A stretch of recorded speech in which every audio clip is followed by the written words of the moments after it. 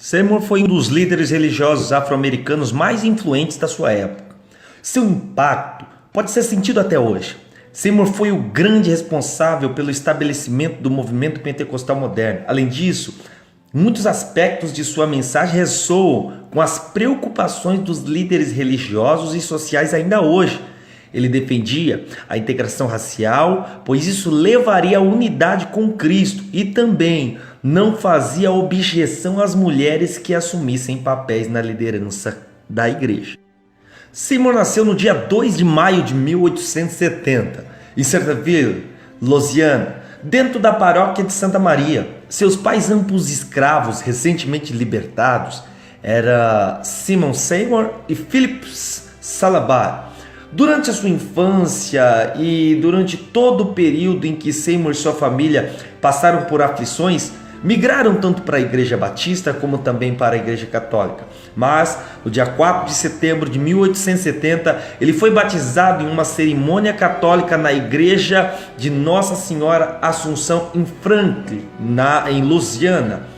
Não se sabe muito ao certo, mas sua infância teve momentos críticos. Foi criado debaixo de uma forte pobreza, recebeu pouca educação formal e alegou ter tido desde pequeno visões de Deus para uma chamada posterior.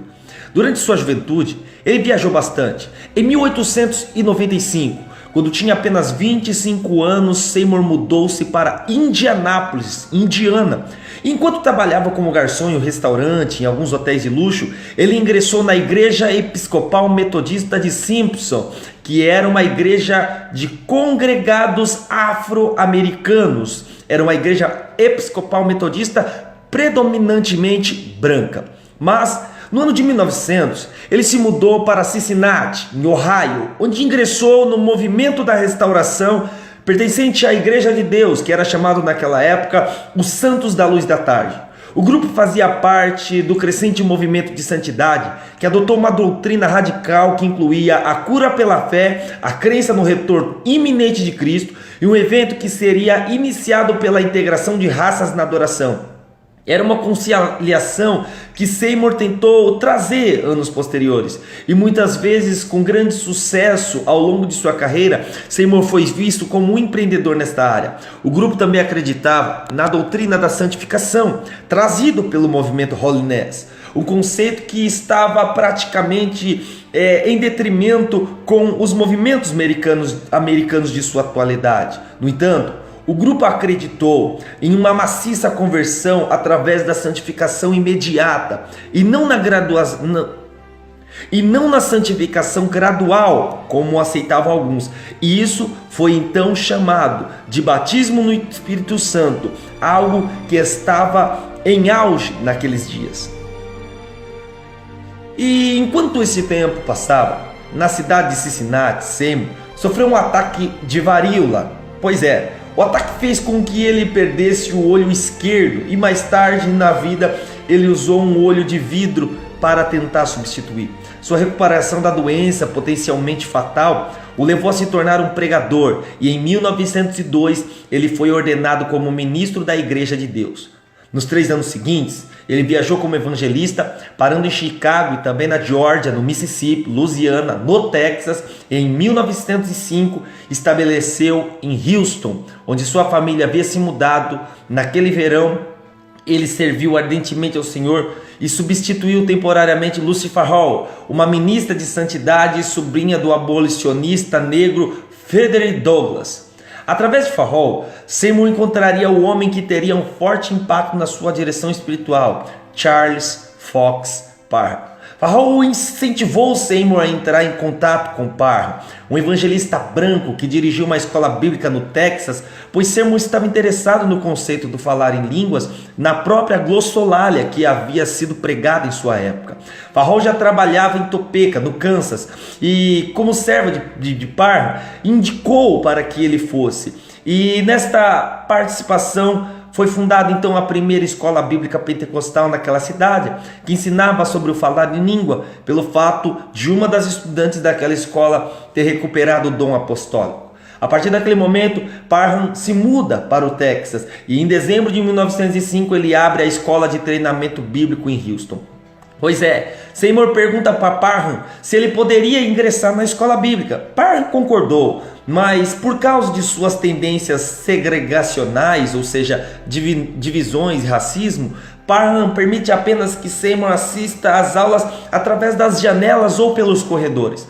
A presença de Seymour não durou muito tempo ali. De acordo com algumas fontes muito diferenciadas, durou apenas alguns dias ou poucas semanas.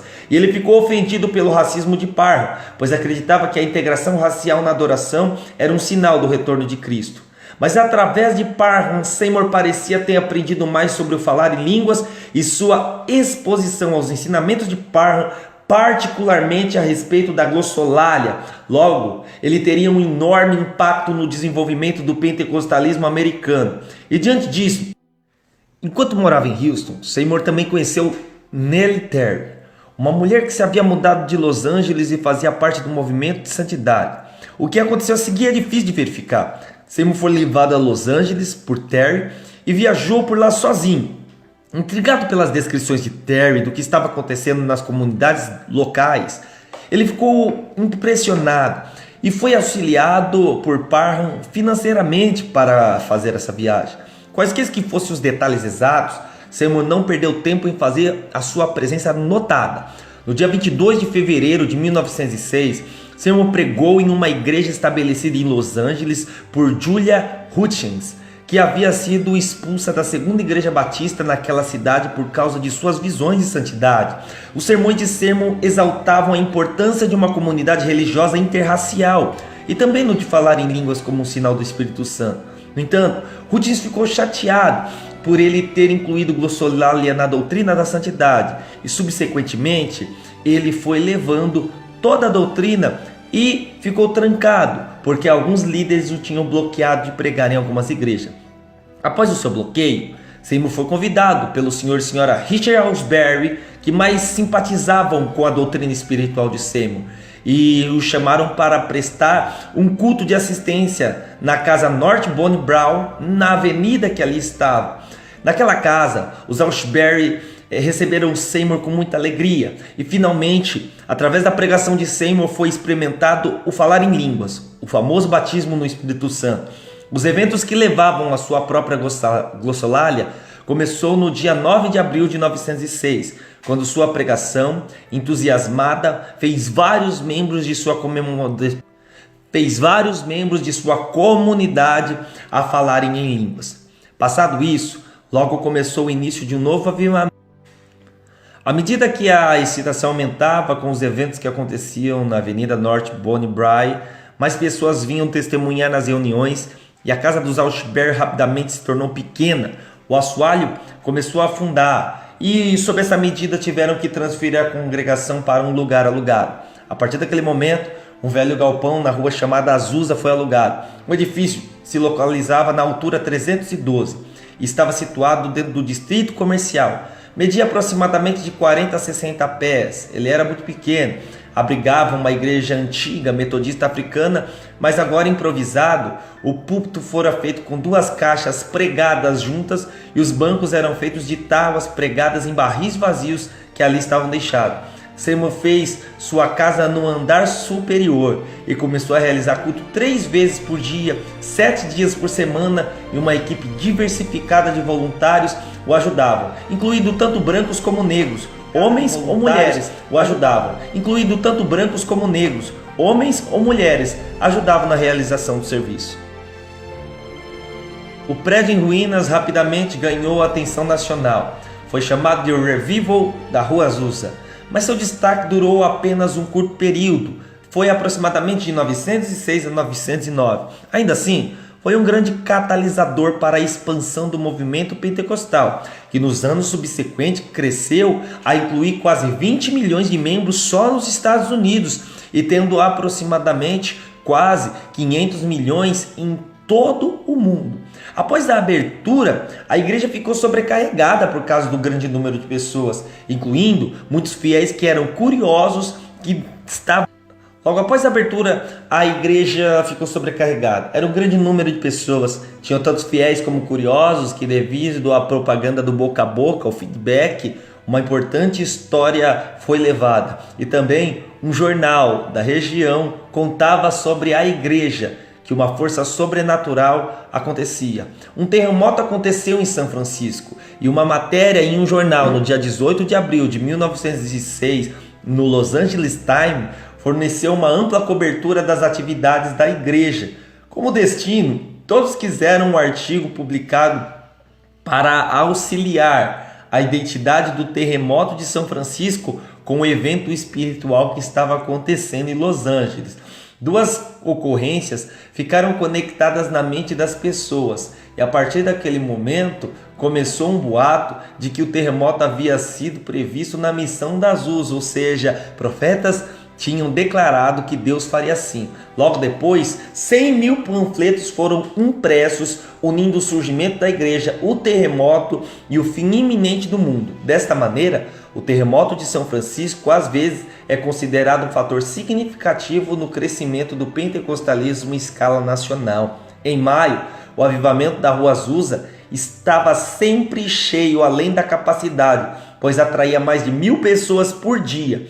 Também ganhou reputação de cenário de cenas selvagens, já que os participantes falavam em línguas e se envolviam em orações exuberantes e fisicamente eram muito ativos. A igreja recebeu grande cobertura da imprensa local, por sua vez atraiu repórteres de jornal de todo o país. No entanto, as histórias publicadas eram sensacionalistas e muitas vezes não favoreciam o movimento pentecostal.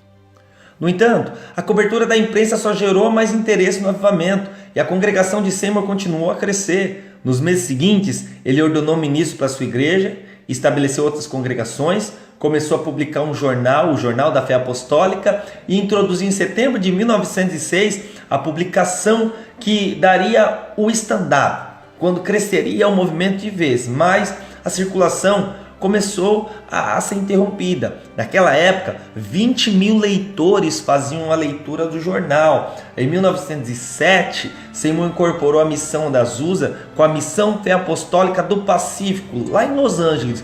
E durante todo o ano de 1909, o avivamento começou sendo realizado 3 cultos por dia.